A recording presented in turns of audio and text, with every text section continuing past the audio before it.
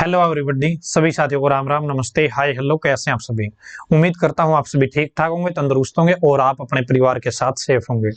दोस्तों, एचएसएससी की भर्तियों में नॉर्मलाइजेशन का प्रयोग किया जाएगा यदि आपका एग्जाम एक से ज्यादा शिफ्ट में होगा तो।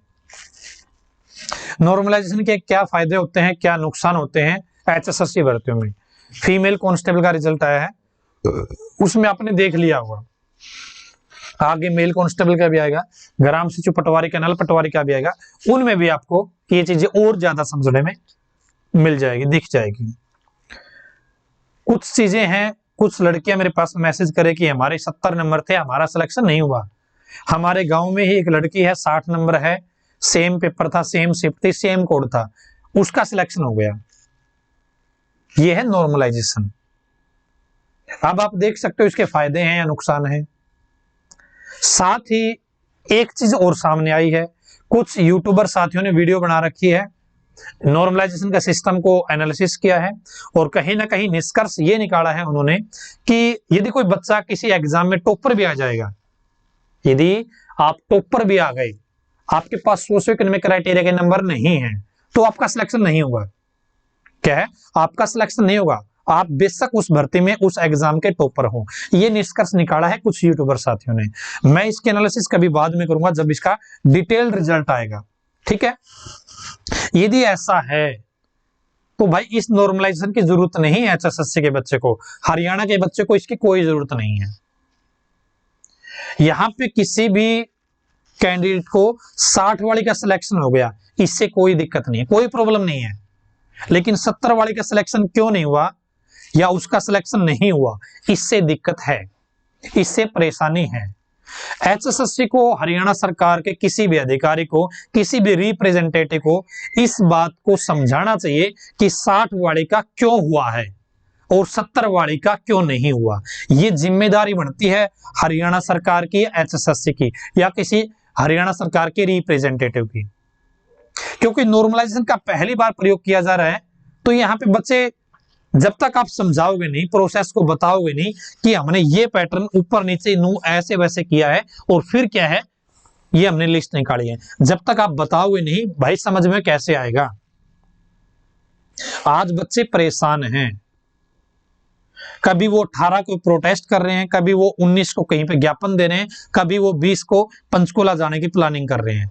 आपके पास एचएसएससी चेयरमैन साहब के पास क्या है, वो ज्ञापन देना चाहते हैं, वो अपनी मांग, अपनी बात रखना चाहते हैं। वो चाहते हैं कि ये चीजें हैं जो मैंने बताई है इस वीडियो में, यदि ऐसा है तो भाई हरियाणा के युवाओं को, नौजवान साथियों को एचएसएससी भर्तियों में नॉर्मलाइजेशन की जरूरत नहीं है।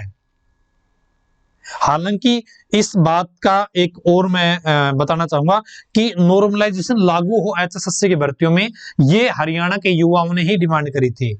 लेकिन आप नॉर्मलाइजेशन को लागू करो, लेकिन भाई उसमें जो रूल रेगुलेशन होते हैं ना, उनको भी तो साथ में लागू करते। नॉर्मलाइजेशन का रूल होता है कि जब नेगेटिव मार्किंग होगी तब ही वो आपके लिए क्या है, हेल्पफुल रहेगी, एक फेयर बच्चे को एक फेयर सिलेक्शन दिलाने के लिए। जब तक नेगेटिव मार्किंग नहीं होगी तो नॉर्मलाइजेशन का ज्यादा महत्व नहीं रहता। इन चीजों के अलावा कुछ और ही है, कोई और षड्यंत्र है या कोई बड़ी साजिश, भाई गलत लोगों को इस नौकरी देने का काम यहां पे चल रहा है, तो भाई ये गलत है। आप लोगों ने ही बच्चों को पढ़ना सिखाया था, आप लोगों की जैसे आज कोचिंग सेंटर भरे चल रहे थे और आज वापस आप उसी पटरी पर जा रहे हो, तो गलत होगा। हरियाणा के युवाओं ने आपसे पढ़ना सीखा है, आपकी सरकार से पढ़ना सीखा है, लेकिन आप गलत दिशा में बच्चों को भेजने का काम कर रहे हो। कम से कम बच्चों को पता तो चले कि नॉर्मलाइजेशन किया है तो कैसे किया है, क्या प्रोसेस, क्या पैटर्न अपनाया है। सबसे बड़ा इश्यू तो यही है, क्योंकि किसी को समझ में नहीं आ रहा कि भाई प्रोसेस पैटर्न कैसे अपनाया है। प्रोसेस पैटर्न बताओ, अदरवाइज भाई बच्चों को गलत लग रहा है और जो चीजें खुद बच्चे या यूट्यूबर एनालिसिस कर रहे हैं उसके हिसाब से चीजें गलत है, नॉर्मलाइजेशन गलत है। एचएसएससी को जरूरत है इसको रिकंसिडर करने की, भाई कहां पे कमी रहती है, कोई चूक तो नहीं हो गई है, या बाय मिस्टेक या मिस्टेक से कोई प्रॉब्लम, गलत काम तो, गलत रिजल्ट तो नहीं निकाल दिया है। और सभी युवाओं को एक साथ होने की जरूरत है, क्योंकि ये कोई खिलाफ नहीं होगा, बल्कि एक मॉडिफिकेशन होगा, एक सुधार होगा। एक जायज मांग आप सरकार से कर सकते हो, कानून का सहारा लेके या आप डायरेक्ट अधिकारियों से मिलके। बच्चे लगातार कोशिश कर रहे हैं अपने अपने रूप में, अपने अपने डिजाइन से, अपने अपने प्लानिंग से। कुछ बच्चे बोल रहे हैं कि 20 तारीख को पंचकुला जा रहे हैं।